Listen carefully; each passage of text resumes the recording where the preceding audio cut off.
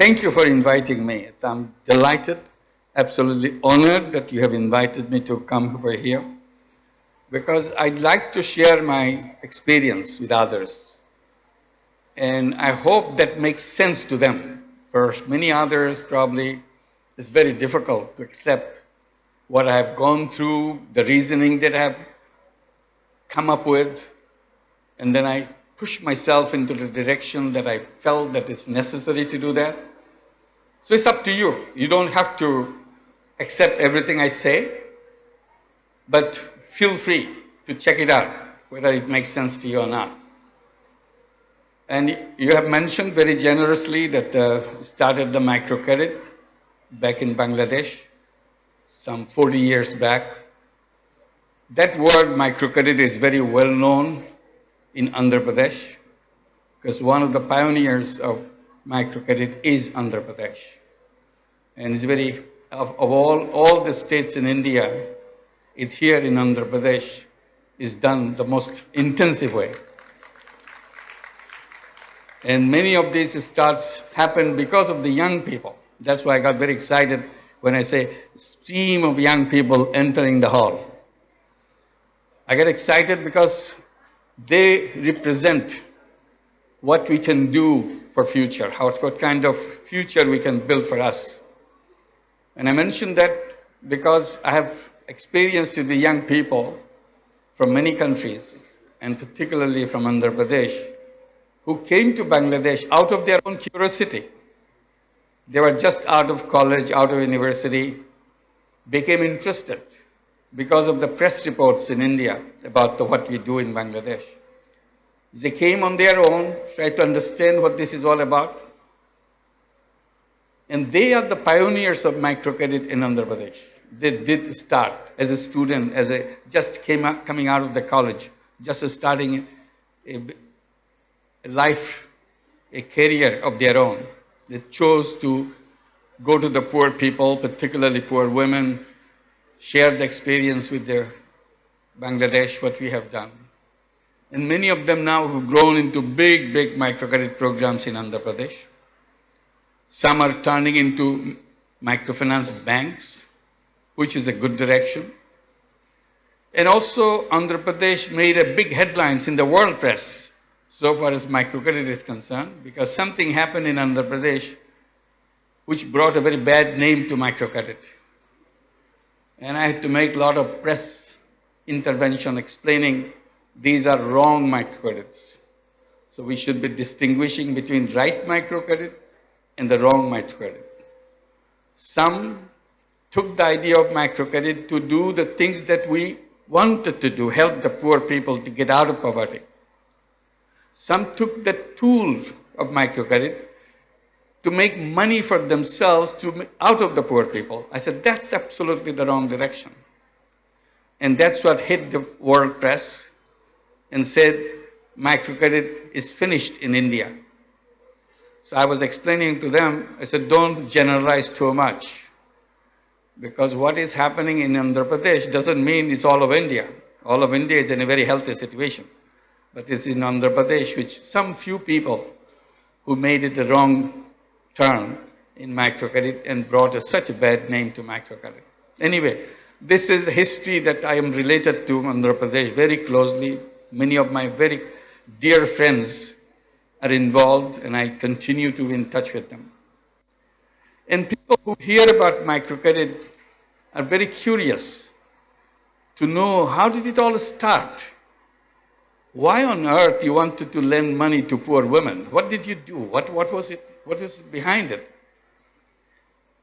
One way I tried to explain that it was accidental. I had no plan. I was not designing or planning to do such a thing. I was a young teacher back in the 70s.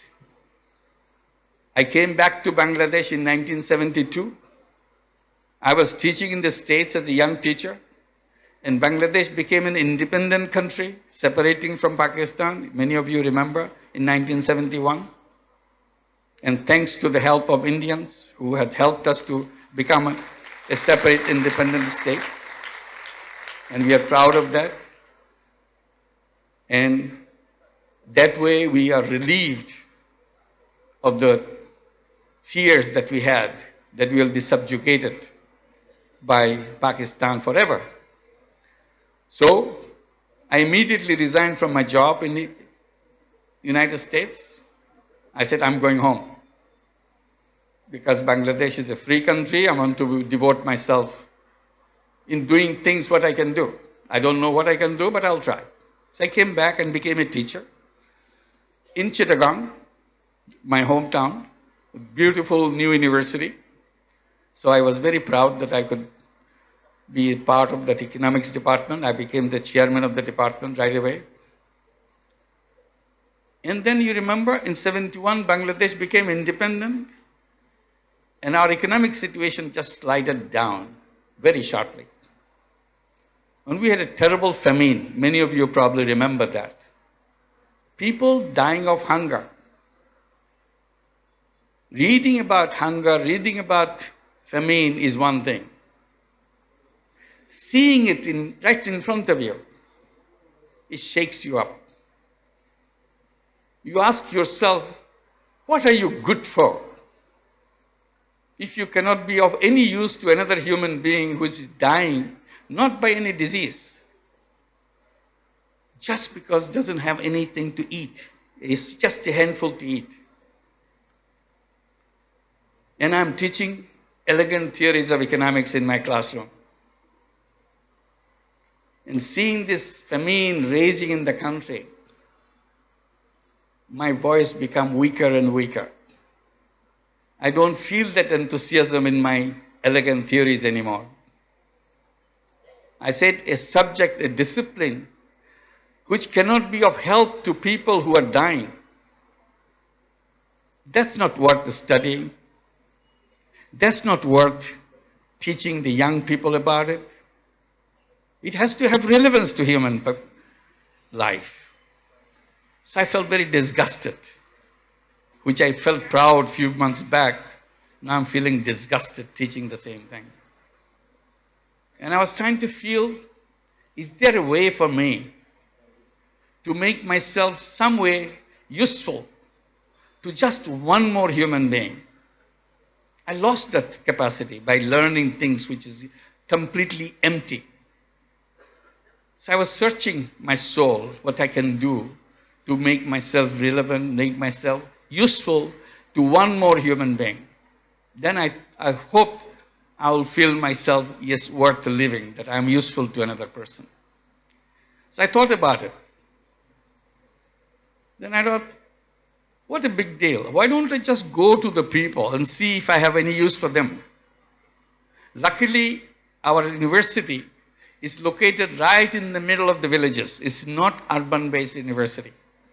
All I have to do is to just cross the border of the university, and I'm in the village. The traditional century-old village. Nothing changed. Here is a beautiful campus. And you cross the campus, traditional village. So I said, why don't I just go to the village every day, see if I have some use for anybody. And that's what I did. I was just looking for one person for that day to make myself useful to. And I did a lot of little things.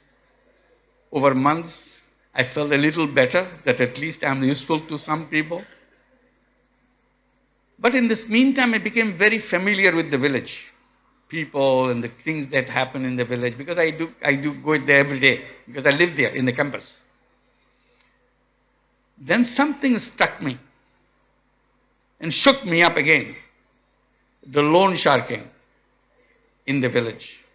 Tiny loans are given to poor people. In an exchange, the loan shark controls the whole life of that person. And you see poor people turning into slaves for the money they have borrowed from the loan shark. They dictate any term they want. When you see up close, you feel very ugly. You have a society which turns human beings so cruel to each other. because they live in the same village. One is the victim, and it is the one who is imposing that terrible conditions on those victims. And you meet them both. You meet the victims, you meet the people who are imposing that punishment. And they look like decent people because it's such a part of the customs. They don't feel anything bad about it. But I felt totally horrified seeing every day new victim, new story, new ghastly stories. And I was wondering how to deal with this. Can I do something?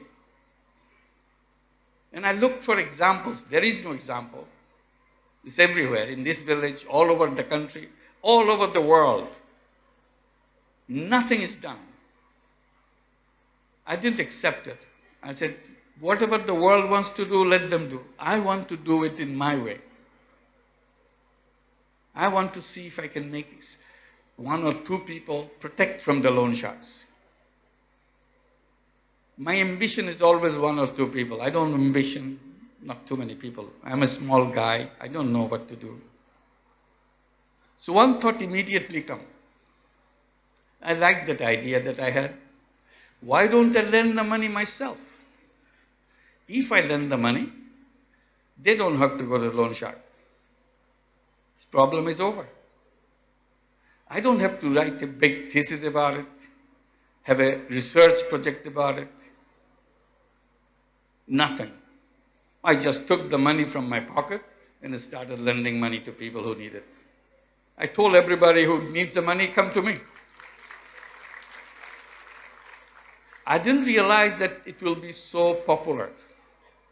In the beginning, it was 3 or 4 people. Then there were 40 people.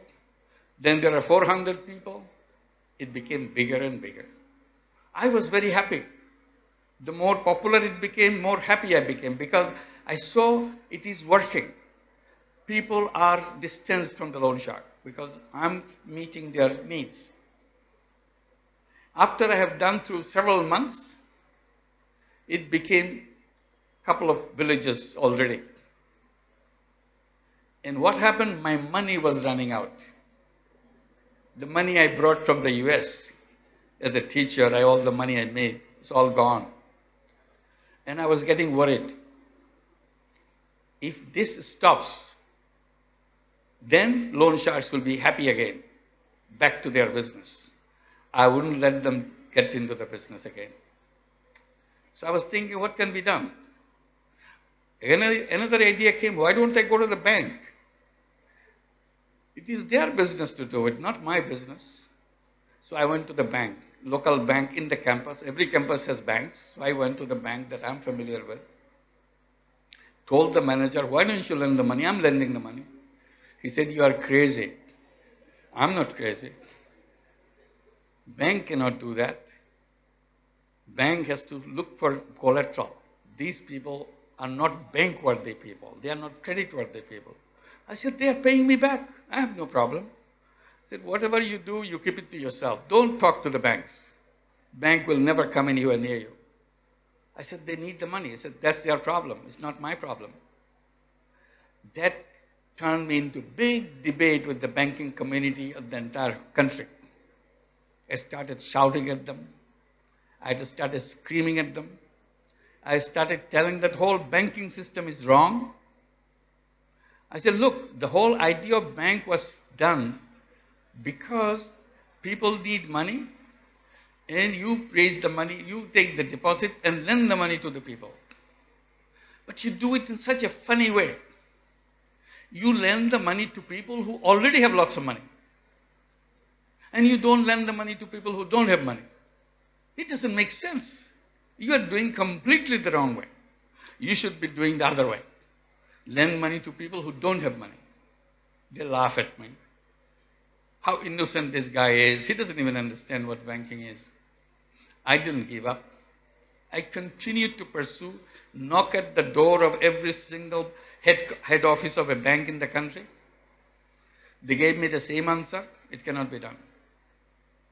To make the long story short, I have done it for several months. and have an idea. I gave them an offer. I said, why didn't you accept me as a guarantor? You are afraid of these people. So I become the guarantor. I sign all the papers you give me, and you give the money. If they don't pay back, if any one of them don't pay back, I'll pay the money back. If none of them pay back, I'll pay the money back. You think they were very impressed by my argument? Not at all. This crazy guy getting crazier.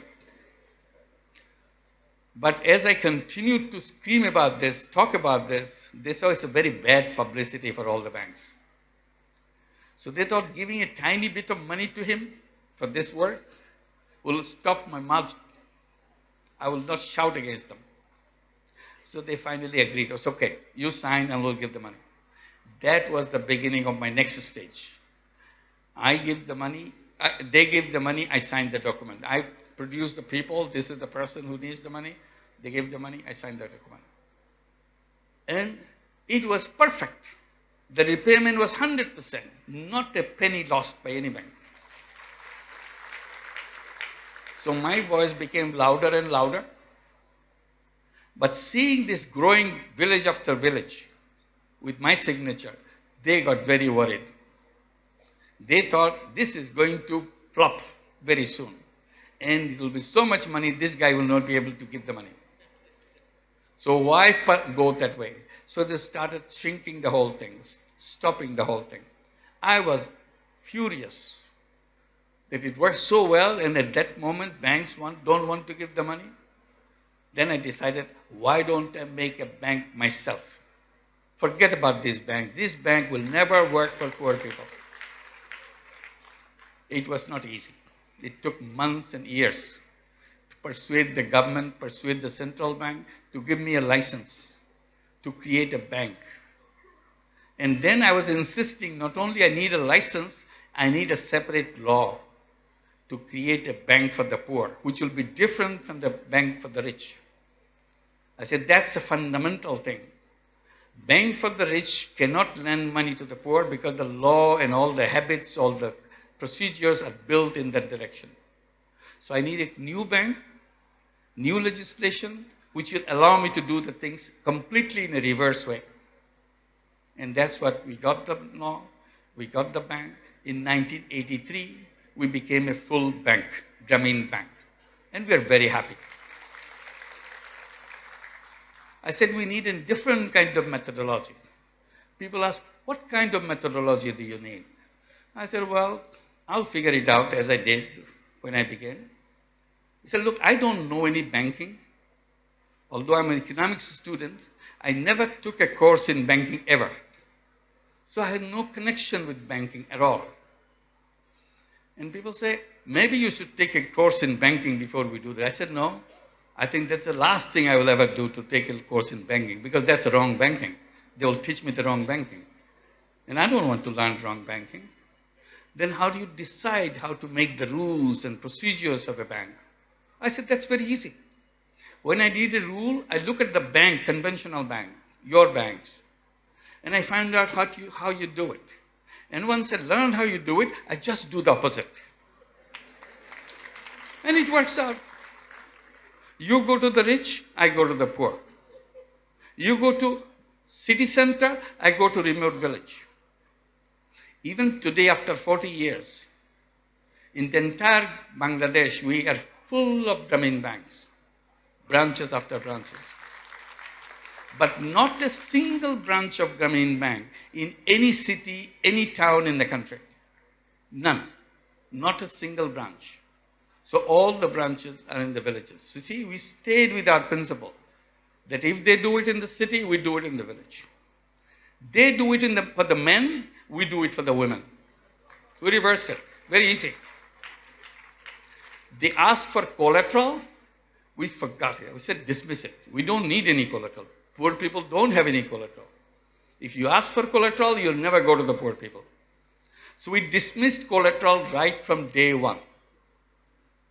Since you don't have collateral, you don't have all those pieces of papers the lawyers give you. Sign here, seal here, identify, and all that. Nothing. In that way, we are a paperless bank. We don't have any papers. Since we don't have any legal papers, we don't have any lawyers in our bank. We are the only lawyer-free bank in the whole world. And it works perfectly. After 40 years, still our repayment rate is near 100%. It never fell down in any problem, anything that we have in the country, flood, disaster, political turmoil. Our repayment rate never went down. And we put no pressure on them. We always make sure that Grameen Bank has no punishment clause in the entire system. No punishment clause. If you don't pay, what can I do? It's up to you. We make it very clear, our rules, so that people know that, yes, even if you don't pay, we don't have any papers, we don't have any way to handle you. You do your thing. It's up to your decision, we feel. Conventional banks are owned by rich people. If you are owner of a bank, you're a rich person. We reversed it. We make the borrowers of Grameen Bank as the owner of Grameen Bank. So the entire Grameen Bank is owned by the women who borrow from it. So that's again reverse. And usually a bank is owned by not only by rich people, it's the rich men. We reverse that. Grameen Bank is owned by the poor people and they are the poor women because all the borrowers, 97% of our borrowers are women. So you go piece by piece, you see it's a reversal of the conventional banks. If you think it's a conventional bank which gives little money to the poor people, that's not what the Grameen Bank is, microcredit is. When NABARD came with an idea, because they have been negotiating with us, discussing with us how to start it in India, they are very curious, they are very attentive, they do lots of research, then came up with the self-help group idea. They shared with me that this is what we're going to do. I said, no, that will be a wrong thing for you. Because you want to do it through the existing commercial banks. I said, the way they have been designed, you can do a little bit of microcredit, not in a thorough way, big way, because you need the whole bank to be in that mode, not just a tiny little step for few people. Anyway, that debate continued with us, it still continues. We want to make sure the whole institution is devoted for this single purpose, providing financial services to the poorest people, and particularly focusing on women. Today, Grameen Bank in Bangladesh has over 9 million borrowers. Every single village has Grameen Bank branches. Last year, 2016, we lent out over $2 billion in loans. And all this money comes from its own system. As a bank, Grameen Bank takes deposits, and depositors' money is lent to the poor people, that's all. That's exactly banking is supposed to be doing, take deposits and lend money. So we don't go to the donors, we don't go to the government, we don't go to other banks to borrow money, nothing. We have money. In our entire life, we have problems of excess of money, never shortage of money. And something else happened. We encourage savings right from when we began in 1976, when we were a tiny little project at that time. Personal money going out, that's what we're doing. We made sure they open a bank account and put a tiny savings in the bank account. They said, we are poor people, we don't have any money. I said, even if you have 1 anna, you put 1 anna in the savings account, no problem. But you must save every week. So over time, it became a habit. Every woman puts something in the savings account. And as they earn money, they put bigger and bigger money in the account. Last year, something fantastic happened. Their deposit in the bank, the balance of the deposit in the bank, exceeded more than $2 billion in the savings account. We lend them $2 billion, they have deposits more than $2 billion. I tell the bank officials, don't call them borrowers now, because they are no longer borrowers, they are lenders. They give you more money than you give them. So you are the borrower, they are the lender. See how things change? You start with the absolutely dirt poor woman who never handled money in her hand at all. Then she turns around, becoming a lender to the big bank, and she is the owner of the bank. She sits in the board and makes the decisions. And now it's grading. Right from the beginning, we encourage something to send the children to school. Because almost 90% of our borrowers, the men or women, mostly women, 97%, are illiterate, cannot read, cannot write. We decided we will not let this happen to their children. History of illiteracy should stop with the parents. It should not spill over to their children. So it became the bank's responsibility to make sure every child goes to school. We made a very elaborate preparation to making 100% of the children of Grameen families go to school. And we succeeded in doing that, thanks to the mothers. Mothers understood that message. They took it very seriously and cooperated with us. And we made it sure. We introduced scholarships to encourage young children to feel that I'm doing something good. I got a scholarship, I got some money from the bank. So they are recognized, they're celebrated in the village, who got the scholarship from the bank, and what are they doing? They are in the top places in the class, etc., etc. Then when they didn't stop in the high school, they started going to the college. So they needed money. We gave education loan. So education loan became a big thing. So anybody who wants to go to higher education, don't worry about money. Bank will provide you every penny you need. So we did. So hundreds of thousands of young people went to college, went to university, did their graduation, did their masters, many got their PhDs. It's an amazing thing. Illiterate, poor families. The children, some are doctors, some are engineers. He never thought about it, she never thought she will become a doctor. Mother and his daughter, they look alike, but they are completely different. One is totally illiterate, another is a medical doctor. And you look at them closely, and you wonder, why this difference between the mother and the daughter? It shouldn't have been. Mother has the same talent, same creative power as the daughter. She doesn't lack anything. Why is she illiterate? Is it her fault? Every time I ask that question, I get the same answer. No, it is not her fault. Whose fault is this? It's the fault of the system that we have created. She was never allowed to go to school. That facility never existed for her. Then how come her daughter went to the school? Because we created an alternative system which allowed her to take the loan and go into the medical school. Now, she didn't lack any talent or any creativity. Simply, facilities, institutions are not available. Banking service was not available to her. Today, we provided that banking service. Suddenly, she became a medical doctor. She is working as a medical doctor in the nearest town. So that became my standard answer to myself and to everybody else that I tell. Poverty is not created by the poor people. Poverty is created by the system. And we created the system. And we, us at the universities, are particularly responsible because we create the concepts and ideas which the society follows. And that things that the design that we make is a wrong design.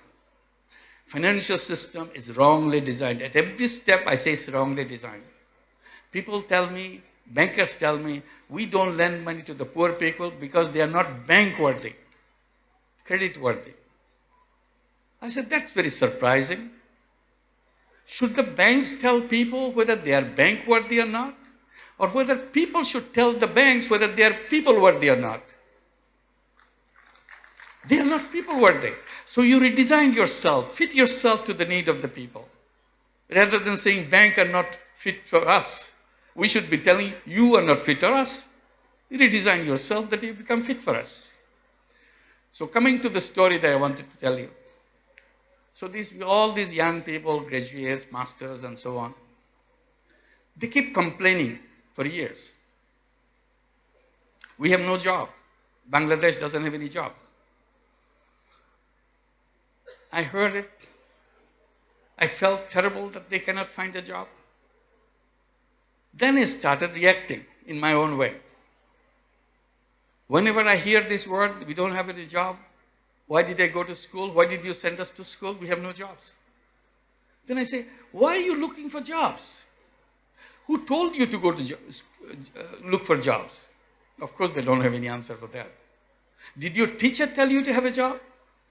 Did your books tell you to have a job? They cannot answer that question. They thought it's obvious. Then I tell them, you keep it in your mind. Job is an obsolete idea, absolutely wrong idea, which should have been stopped in the last century, but somehow it sneaked in here. So whatever idea you have about jobs, remove it from your head. You clean up your brain. You tell yourself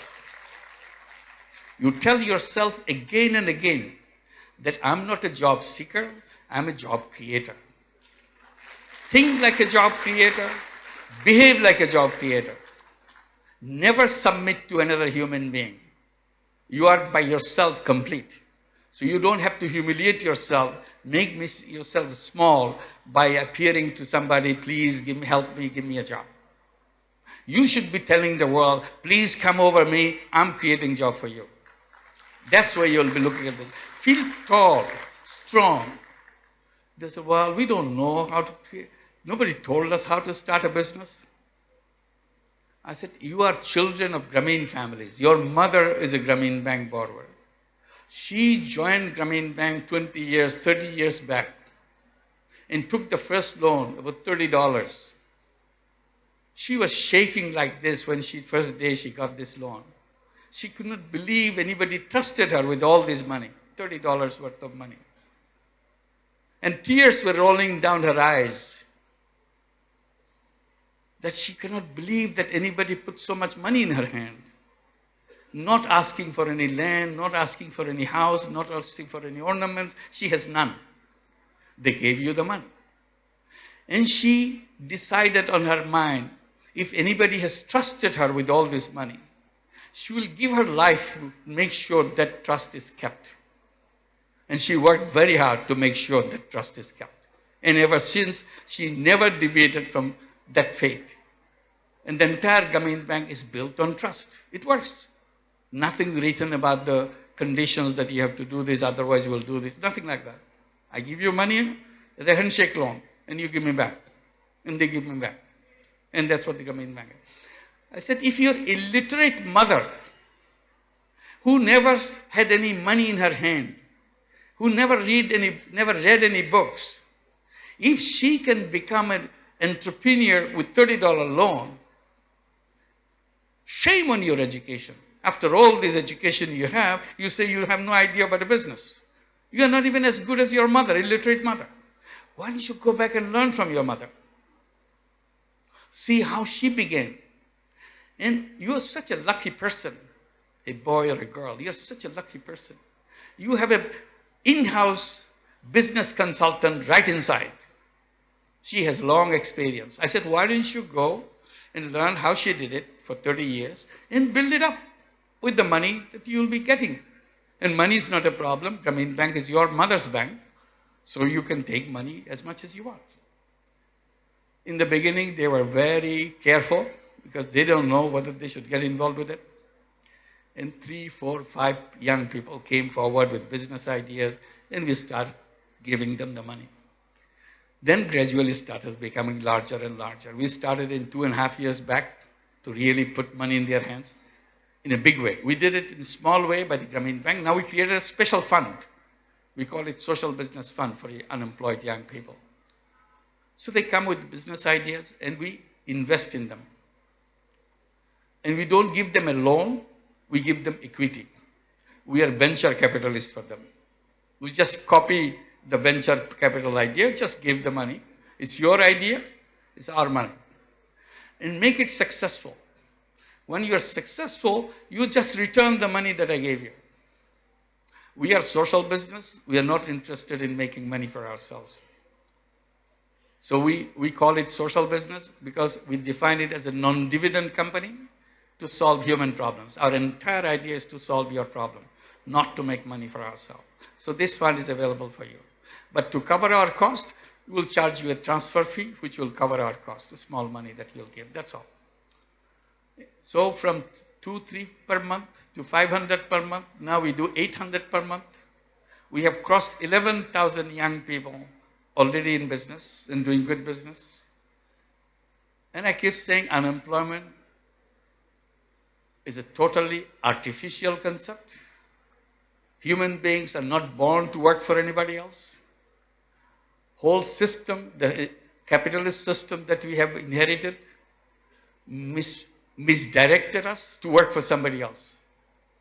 There is no reason. And I tell, as a human being, in our entire history on this planet, it's not a history of working for somebody else. It's a history of doing things ourselves. And that's what we did. We became hunters, we became gatherers, and that's what we survived. We fought with the nature to overcome them, and that's what we did. So the entrepreneurship is in our blood. It's in our DNA. Working for somebody else is the wrong concept. I said human beings are full of creative energy, unlimited creativity in the entire human being. But we created a system where we're forced to forget about creative power. And one way we lose our creative power taking a job, because job doesn't need all your creative power.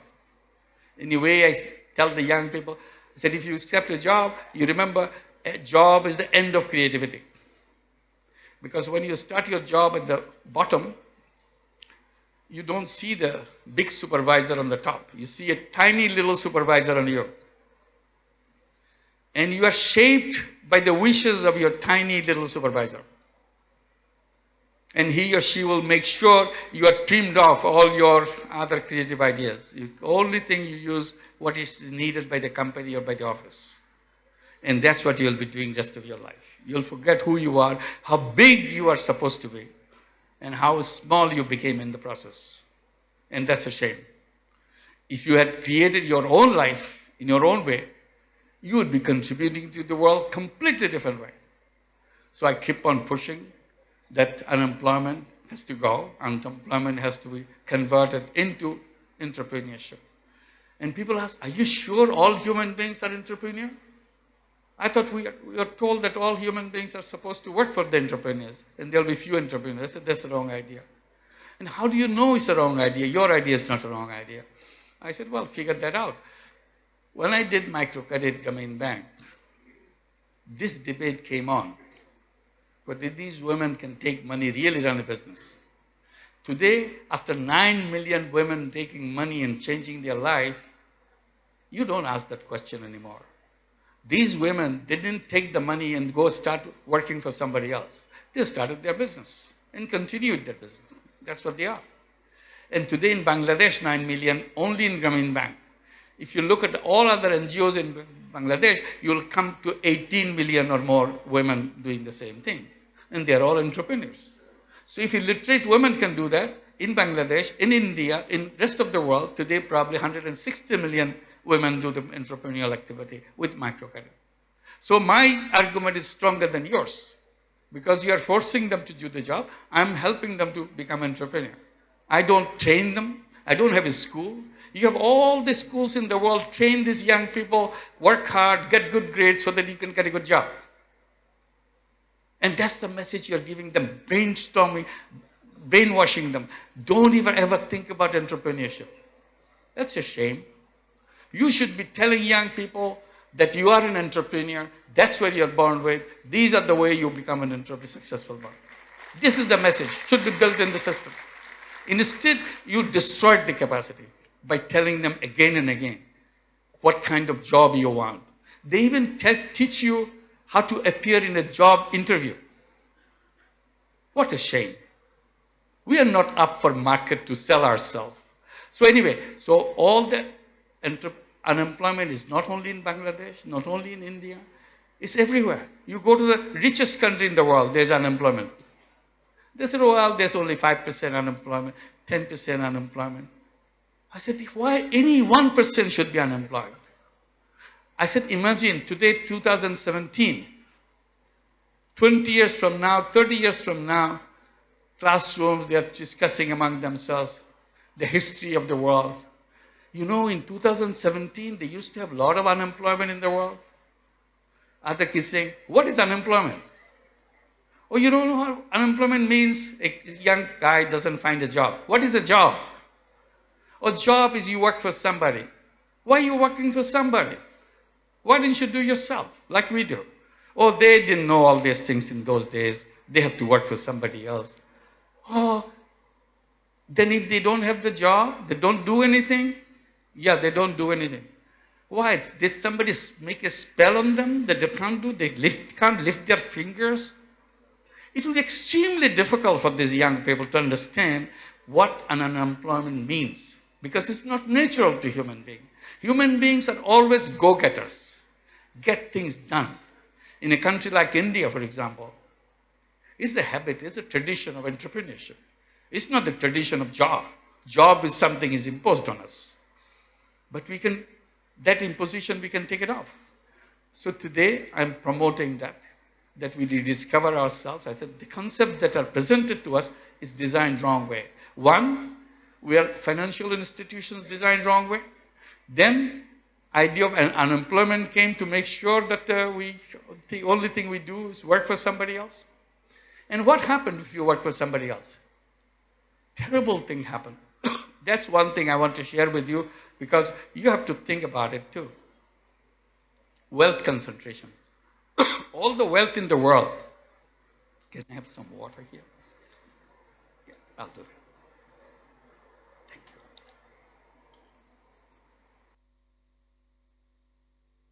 All the wealth in the world is getting more and more concentrated in a fewer and fewer hands.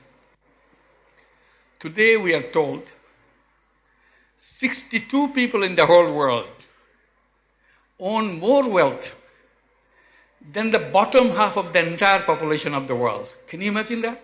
62 people. 6 years back, this used to be 316 people owning more wealth than bottom half of the population. Today, it's only 62 people. So number of people getting smaller and smaller who have all the wealth in the world. In the meantime, wealth of the world has increased manifold. But it is concentrated in the hands of 16 million people. Only 16 people. 62 people.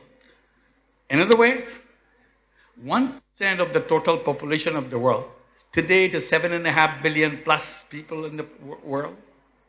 1% of that population has more than 99% of the wealth of the entire world.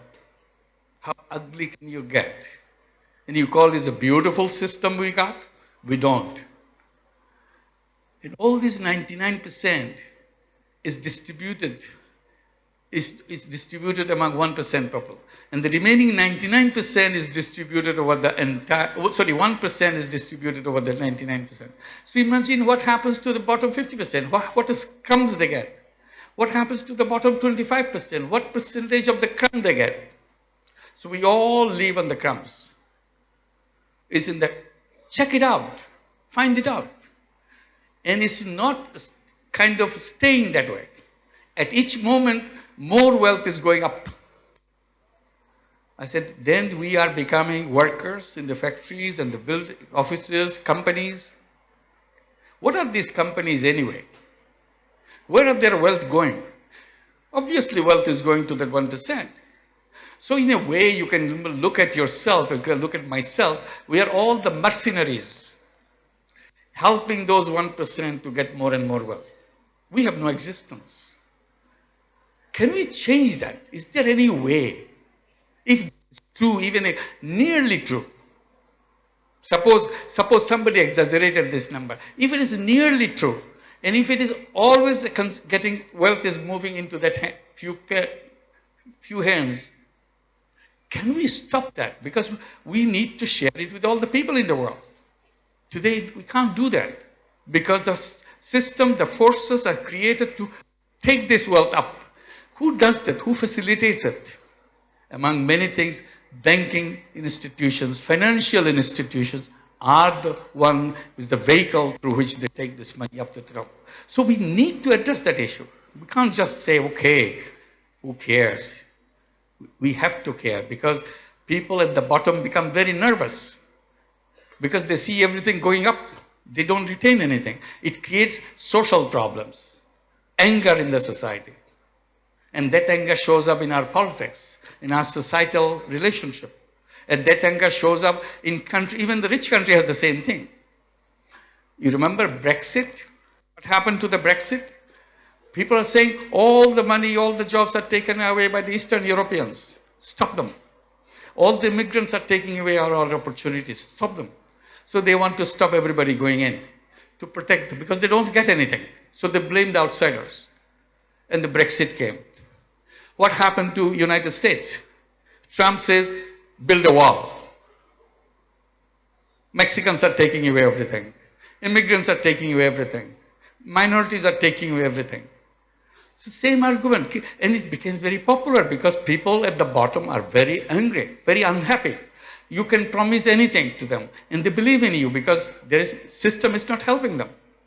So before it gets worse, already we have two countries with concrete example, Brexit example and Trump example.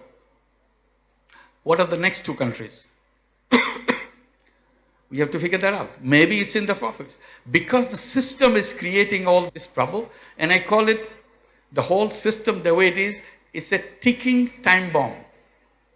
We are not noticing it, but it will blast and destroy everything that we have created over time.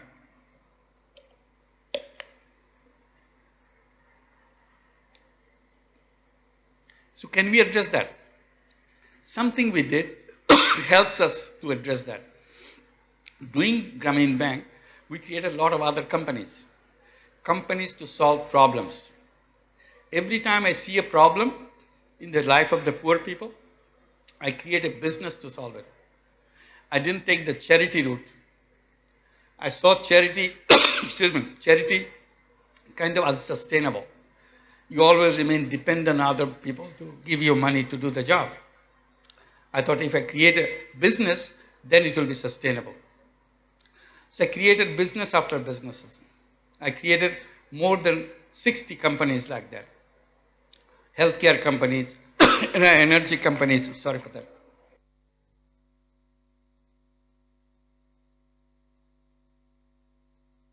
My throat is getting dried up quickly.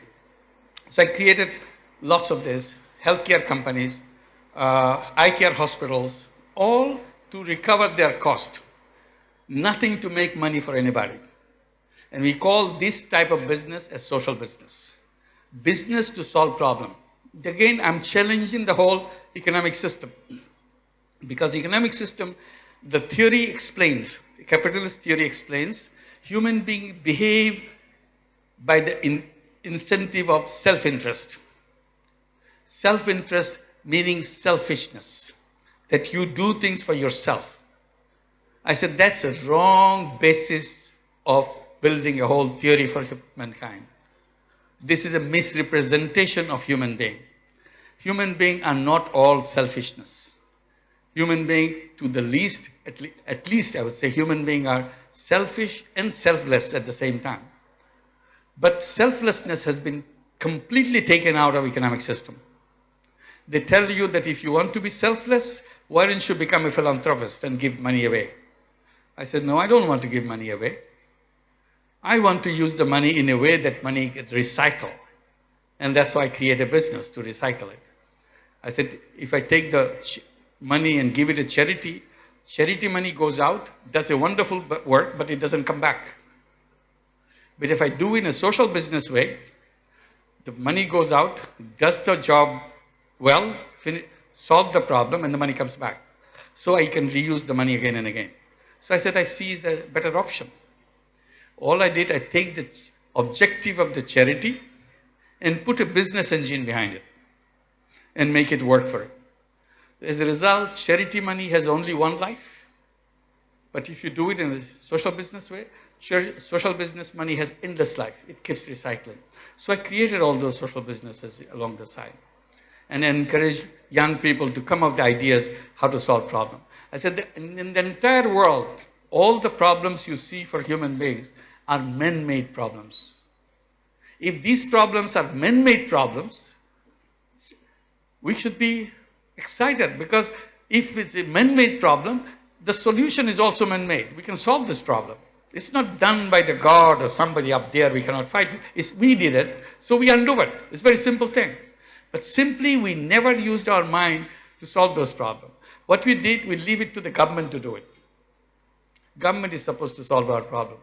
I said, government is fine, they let them do it, but we human beings, we citizens, we are creative people, we can solve our problems. So we continue to do that. And then many of the big businesses became interested with us to do the social business. So we have a joint venture with Danone, it's a milk company, yogurt company, French company. We did it in Bangladesh, create a special kind of yogurt to solve the problem of malnutrition among the children. So we put this very special kind of yogurt with all the micronutrients which are missing in the children, vitamin, iron, zinc, iodine, all that, and make it very cheap.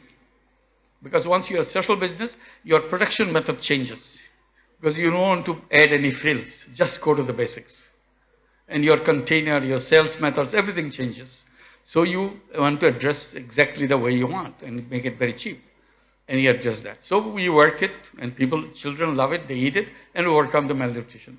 We have water companies to bring water in the villages in a social business way, pay a little bit, but they get the water. We cover the cost. So this is how we are trying to say we can address the energy problem. We created Gramin Shakti energy company. We bring solar energy in the villages. We got solar home system. In the beginning, nobody understood what a solar system is.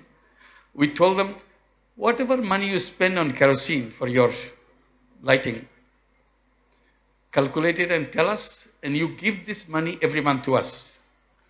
At the beginning, we give you the solar home system, you enjoy it, every month you just give this kerosene money, that's all. So there's nothing to worry about.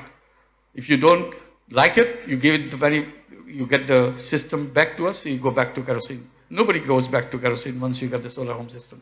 And you're not spending any more money anyway. So this is a very simple thing. So that's a social business. We didn't want to do it to make money out of the people. We want to do it to transform fossil fuel into renewable energy. That's what. Today we have 2 million households in Bangladesh just through our own company, solar energy company, in the solar home system. Many other NGOs are doing that, exactly copying the same thing like it's microgrid. So there are nearly about 4 million households now with solar energy in Bangladesh. So this is another thing that we do. And then that has started spreading in many other countries, European countries. Many universities are opening social business centers, and I'll be launching, I'm going to Visakhapatnam tomorrow, and tomorrow I'll be launching a social business center at the Andhra University. So I'm very happy that they're starting, because young people have to understand, life is not the way it is. We can design our life the way it should be. And I encourage the young people to dream about the world they want to make, rather than just stay in the world where they have inherited. Inheritance should not be the last word. Your word, your dream, your idea should be the last word. And I give the example of, to the young people, a science fiction. I said, look at the science fiction. How exciting the science fiction is. You go to another planet, you go to another solar system or another, wherever you want to go. All kinds of strange things which is not real, but you enjoy it. We have a sort of a series, science fiction series, books, cartoons, we all enjoy it. That science fiction is very important. It's imagination. Imagination is the thing which creates the world. If you imagine, it will happen. If you don't imagine, there's no reason to happen. So I say science fiction leads the technology to move in that direction. I wish all of us, as in schools and in everyday life, we should be creating social fictions. What is the world with this another kind of society? Very strange, but very enjoyable, very happy thing. We wish we had built it like that. So we create a series of social fictions. And then imagination comes, and we try to follow, we try to set this up. And one of the way I try to imagine the world that together, I said I create a destination for myself and put 3 zeros in front of me. Zero number 1, zero poverty. Nobody in the world needs to be a poor person. It's not built into the person. We have to fix the system which created this poverty. Once we fix that system, that poverty will not be with us. So we can do that, and we can set, as the United Nations have already set it, zero poverty in the Sustainable Development Goal by 2030. And we want to do it before 2030. In Bangladesh, we achieved the Millennium Development Goal, number 1, reducing poverty by half by 2015. You remember? We all had to do that. Bangladesh achieved that goal 2.5 years before 2015. So we are very excited that we can do that. We can achieve that. So we said Bangladesh should be the one zero poverty country way before 2030, because we are on that track. We don't want to stop from that. So that everybody should be out of poverty before 2030. And then we'll build poverty museum, because people will not see any poverty in the country. The young people would like to know what is poverty. They don't see anybody. So we'll take them to the museums to show them that this is what poverty used to be like. So that's our goal. We could share that goal together, make it happen. If we imagine that world, if we imagine that society, it will happen. There's a tremendous ability in the young people today because of the technology, because of the creative power. All they have to do is to focus that creative power to make that happen. If you focus that idea, it will happen. The creative idea will keep coming to make it happen. Zero, number 2, zero unemployment. Nobody in the world should be unemployed. It's absolutely artificial idea. Human beings are not born to remain idle, unemployed. It has the capacity. All we need to do is to create institutions to build it up. So that's what we have done in Bangladesh. As I said, we invest as a venture capitalist, and they return the money as soon as they get the business going, and they are free, this is their business, and we reinvest this money to another young person to do that and continue to do that. So they become successful entrepreneurs by themselves. In the beginning, you say, question, oh no, I'm not an entrepreneur type. But when you see 2 of your friends already doing it, you said, my goodness, if they can do it, I can do it better. So you get into that too. So this is how the microcredit has spread. This is how the young people will transform themselves into entrepreneurs, and we'll have a world of entrepreneurs. If we have a world of entrepreneurs, wealth concentration cannot continue. Why? Because each young person as an entrepreneur become the center of wealth collection. That money, that wealth will not go to them, that will come to you. Today I'm working from them to channel the wealth to them. I stop that. I don't work for you. I work for creating my own business. So I retain the wealth. If millions and millions of young people can become entrepreneurs, the world will, that wealth concentration process that goes on will not continue. And if we all get involved in social business, again, in social business, there is no profit coming to individuals. So there is no process of concentration there. So these are the 2 things, entrepreneurship and social business. Combined, we can stop the wealth concentration. So that's one idea that I promote. You may have better idea, but we have to stop the wealth concentration. Because if you look at India, you ask the question, what percentage of population has what percentage of wealth in this country? You will be surprised. Entire wealth of the country is limited to 1% or 2% of the country. Remaining is distributed in a very thin way to the rest of the people. So that's the kind of thing we have to do. So zero poverty, zero unemployment. Third zero is zero net carbon emission, which you all know we have to do to save the planet. And this is one way to transform ourselves conscious about this carbon emission, decarbonize the economy. How do we do that? This is one of the challenges before us. We can handle it. We can make it happen if you put our mind into it. Because it's again, man-made problem. We change our mind, the problem gets changed. It's a question of problem solving is here, not out there. So we change our mind here and the problem gets solved. The last position, last point, after we create this world, 2030, zero poverty. 2040, zero unemployment for the whole world. 2050, zero carbon emission. We set the world in a completely different way by that time. We get away from the greed-based economy, greed-based world today. We create a new world based on human values. We create a new civilization. That's what we are needing now. Creation of a new civilization, the way we dream. We create our world of our dream. Thank you very much.